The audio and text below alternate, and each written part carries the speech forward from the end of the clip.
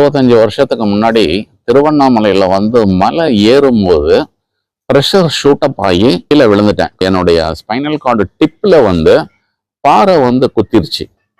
அதுலேருந்து என்னால் எந்திரிச்சு கூட உட்கார முடியல. இப்போ ஒரு வருஷத்துக்கு முந்தைய ரொம்ப சிவியராக பெயின் வந்தது.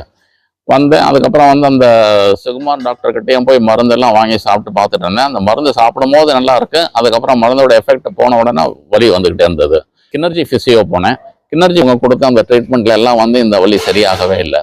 என்ன பண்றதுன்னு தெரியலையே, எங்க போனாலும் சரியாகலையே அப்படின்னு சொல்லிட்டு கேட்டப்ப இவர் இந்த இடத்த எனக்கு காமிச்சாரு. வேல் மார்ஸ் அப்படின்னு சொல்லிட்டு இதை காமிச்சாரு.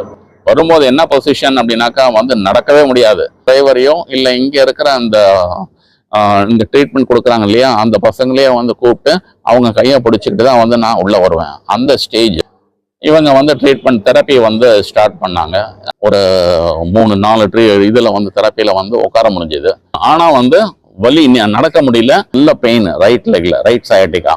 பார்த்துட்டு என்ன பண்ணாரு சார், இதனோட சீஃப் சார், அவரே எனக்கு லாஸ்ட் செஷன், அதாவது ஒரு 3 நாளைக்கு முந்தி அவரே நிறைய அதுக்கு வேரியஸ் ட்ரீட்மெண்ட் இது பண்ணி கொடுத்தாரு. அதுக்கப்புறம் இவங்க ஒரு 2-3 எக்ஸசைஸ் சொல்லி கொடுத்தாங்க. அதை நான் வீட்டில் செய்யவே இல்லை. வீட்டில் போய் சும்மா படுத்தே கிடப்பேன். அப்போதான் அவர் அன்னைக்கு சத்தம் போட்டார், எக்ஸசைஸ் செய்யணும், நீங்கள் கோஆப்ரேட் பண்ணணும், அப்போதான் இது பண்ண முடியும், அப்படிங்கிற மாதிரி ரெக்கவர் ஆகும் அப்படின்னு சொல்லிட்டு சொன்னார். இன்னைக்கு அந்த ட்ரீட்மெண்ட் கொடுத்ததுக்கப்புறம் எக்ஸசைஸ்லாம் பண்ணதுக்கப்புறம் இன்னைக்கு நான் கோர்ஸுக்கு வரும்போது நானே நடந்து வந்தேன். தயவு செஞ்சு உங்களுக்கு ஏதாவது பிரச்சனை அப்படின்னாக்கா, வலி சம்பந்தப்பட்ட பிரச்சனை அப்படின்னாக்கா, எங்கேயும் போய் காசை செலவு பண்ணிக்கிட்டு இருக்காம நேராக வேல்மார்ஸுக்கு வாங்க. வேல்மார்ஸில் நிச்சயமா உங்களுக்கு கியூர் பண்ணிடுவாங்க. இது நான் உங்களுக்கு கொடுக்குற 200% கேரண்டி. வணக்கம்.